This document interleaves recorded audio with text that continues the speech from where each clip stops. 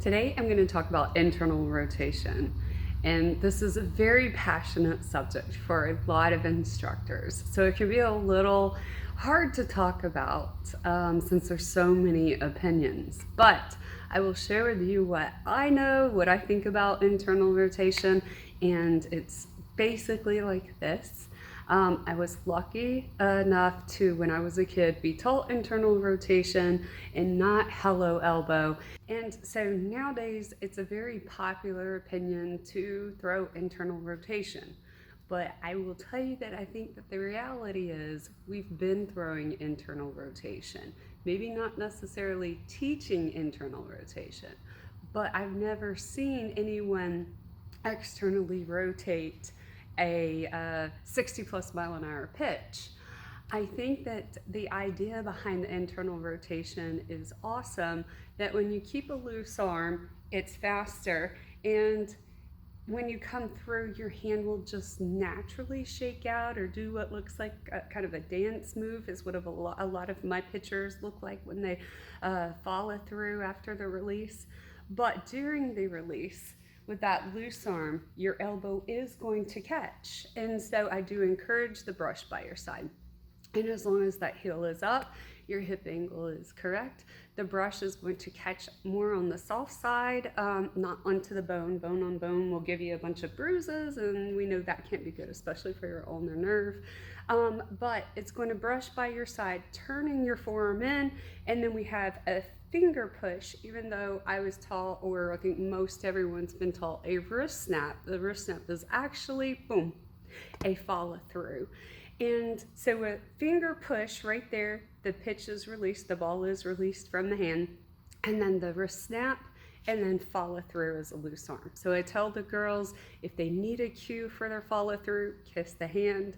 Otherwise, I don't really teach a follow through. I don't tell them what to do, because I've had amazing pitchers. I have one at Young Harris right now. She comes through just like that, and then her arm kind of flies to the side naturally. Not because I told her to, it's just something that she does automatically. And I'm not against pitchers who come through and then pull up, as long as they're internally rotating, and that's just a loose arm. I've never encouraged the hello elbow. I've heard that it can be stressful on your shoulders, although of the years, in the many years that I've been doing this, I've never met anyone stress their shoulders. I'm sure that there's someone out there, I'm not saying that there's not, but I've never heard of anyone hurting themselves pulling through to point their elbow. So I'm not against it.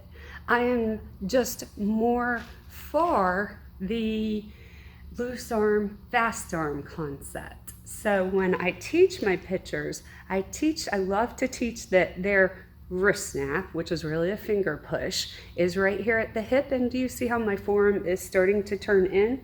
Boom. That's just naturally what we do. And I don't even have to go through that step by step.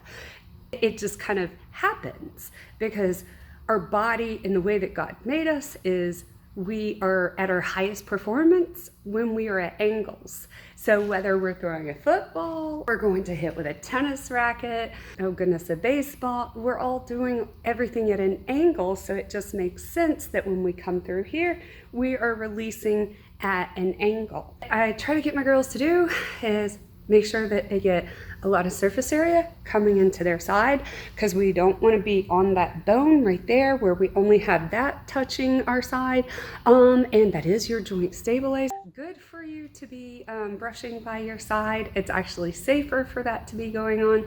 And I also like to teach to try to release under that right hip with a finger push or wrist snap, even though the snap is the follow through.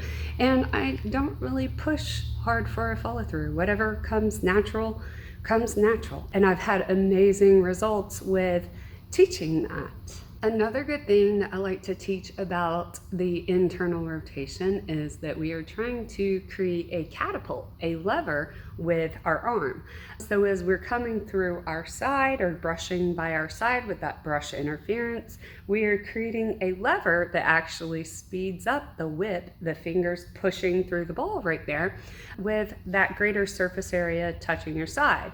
So a lot of times I will be clocking my girls with the radar gun, and I will tell them to try to get as low of a brush interference as possible. Boom. I usually see great results on the radar gun where my girls actually start throwing a little bit faster.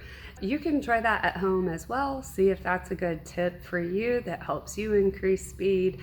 But remember, we're trying to create that fulcrum, that lever, that catapult system through that brush interference with that elbow catching at your hip. So it is crucial for you to have that correct hip angle with the heel up, and so that your brush is coming more kind of behind and where it's more on the softer side, not bone on bone. Another good piece of advice for those trying to learn the internal rotation style of pitching is to make sure that they are not twisting through the release. And what that means is coming through and twisting as you are releasing. A lot can be going on, and if you see that elbow and the tension put on it, if you are hanging onto it after the catapult and then twisting into the release, you're building up a whole lot of stress through the elbow, and it's a very herky-jerky motion. So you don't want to hang on to it to that point. You want the release to be here. Yes, your forearm is facing the catcher, your thumb is on top, your middle finger and your pointer finger are coming from directly behind the ball, whipping through the equator of the ball. I like to use a good term or a good cue for my girls to go thumb to thigh. It does give your fastball spin a bit of a drop curve. If you look at Amanda Scarborough, she's more thumb to belly, like that. And when she releases, you're going to see her spin look a little bit more as a curve versus a drop curve.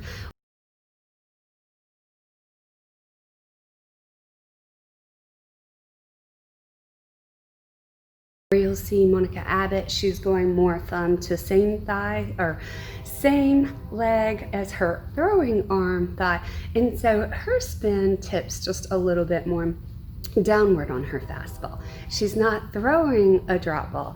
A drop ball is where you turn your energy peeling up over the top of the ball to create that downward spin, and then the turnover is the follow through. So don't confuse the two. As long as you're swiping your strong fingers, your fast twitch fingers through the center of the ball, then you are throwing a fastball. And which direction is going to be faster for you? Boom, boom, or boom, is really an individual preference, kind of suited for you as a pitcher and how fast you throw, how tall you are, and what trajectory are you aiming the pitch into. So it's kind of an individual basis, person to person, in my opinion.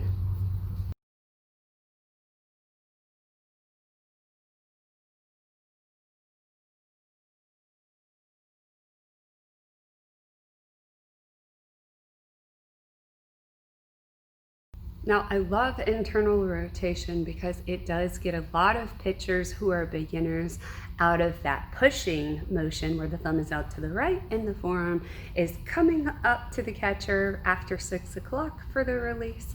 And here are some good drills that can help your pitcher perfect the internal rotation, the release.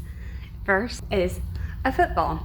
I like the football because when you are throwing the football, it is very similar to what we look like when we get into our release. Say you just grab onto the football like this, and as you come down, you're going to spin it, and you will see that taking these fingers through the center of the ball like so, boom, will give a spiral. I know when I was a kid, this was actually taught to me as a rise ball, and then as I started going to classes, the conferences, and the summits, we actually learned to use your thumb as a cutter and to spin it so that the football spins end over end, which I made a video of a couple weeks ago. If you'd like to check that out, that's the how to throw the rise ball video. So I love starting my pitchers off when they are pushers, aimers, to switch to the football. It kind of is my magic wand to get that bad habit out of them and to get that form turning in on the release.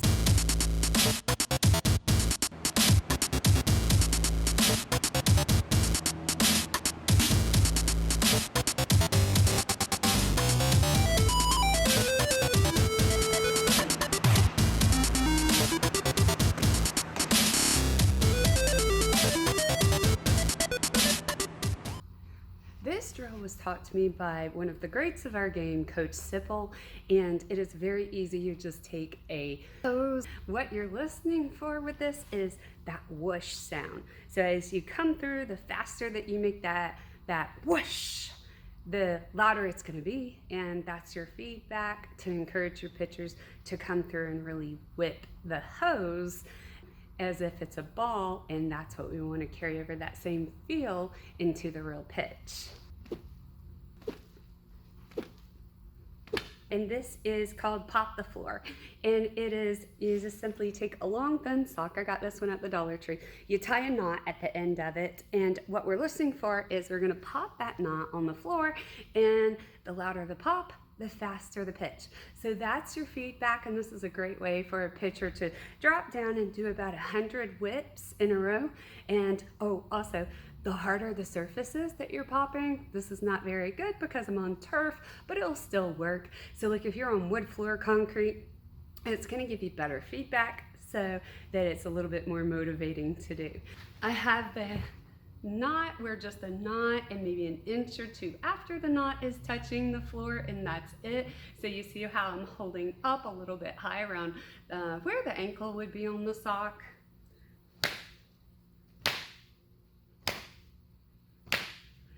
So I'm whipping the floor, and you can hear the feedback, and I'm aiming just in front of the knee as I'm whipping the sock into the ground. When you're doing this, make sure that you're holding your stack, shoulders directly over your hips, and you're not leaning into it, dropping your shoulders.